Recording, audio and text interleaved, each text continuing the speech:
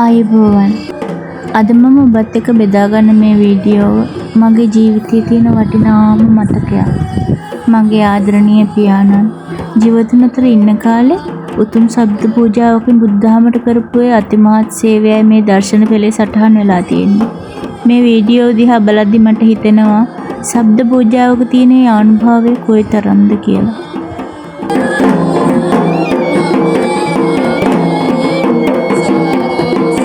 ශබ්ද පූජාව කියන්නේ හුදෙක් වාදනයක් නෙවෙයි.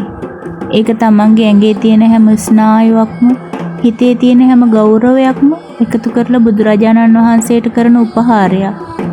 බෙරපදයකින් නැගෙන ඒ නාදය වන්දනාමාන කරන හැම කෙනෙක්ගේම හිත නිවා සනසනවා.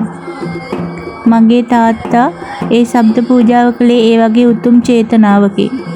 ඒ නාදයේ මැදින් එතුමා ලබාගත්තේ භක්තිය අදටත් මේ වීඩියෝවෙන් දකිද්දි මගේ ඇස්වලට කඳුළු වෙනවා. මගේ තාත්තේ ඔබ කළ මේ උතුම් කුසල කර්මය ඔබේ සංසාර ගමනේදී ලොකුම ආලෝකයක් වේවා. මම අද මේ වීඩියෝව හරහා මගේ තාත්තා කරපු ඒ පින්කම ආයෙත් සැරයක් සිහිපත් කරලා ඒ සියලුම පින් ඔබතුමාට අනුමෝදන් කරනවා. ඉදම්මේ ඥාතිනං හෝතු සුඛිතා හොන්තු ඥාතයෝ. ඉදම්මේ ඥාතිනං හෝතු සුඛිතා හොන්තු ඥාතයෝ. ඉදම්මේ ඥාතිනං හෝතු සුඛිතා හොන්තු ඥාතයෝ. ඉමිනා පුඤ්ඤ කම්මේන මාමේ බාල සමාගමෝ සතං සමාගමෝ හෝතු යාව නිබ්බානපත්තිය. ඉදම්මේ පුඤ්ඤං ආසවක්ඛ්‍යා වහං හෝතු සබ්බ දුක්ඛා පමුජ්ජතු. සාදු සාදු සාදු. මේ පින් බලයෙන් ඔබතුමා කොතැනක හෝ උපත ලබා සිටී නම් ඒ සුගත භූමි තව තවත් ඒකාලෝක වේවා. ඔබතුමාගේ හිතේ තිබුණු ඒ ශාන්ත බව, ඒ සංසුන් බව ඔබට නිවන් මඟ දක්වා මත්තලක් වේවා.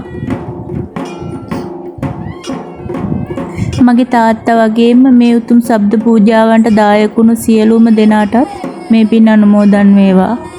ඔබත් ඔබේ ආදරණීයන්ට මේ වගේ පින් අනුමෝදන් කරන්න පුරුදු වෙන්න.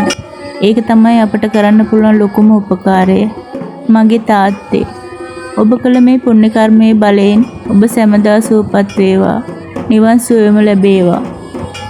සාදු සාදු සාදු.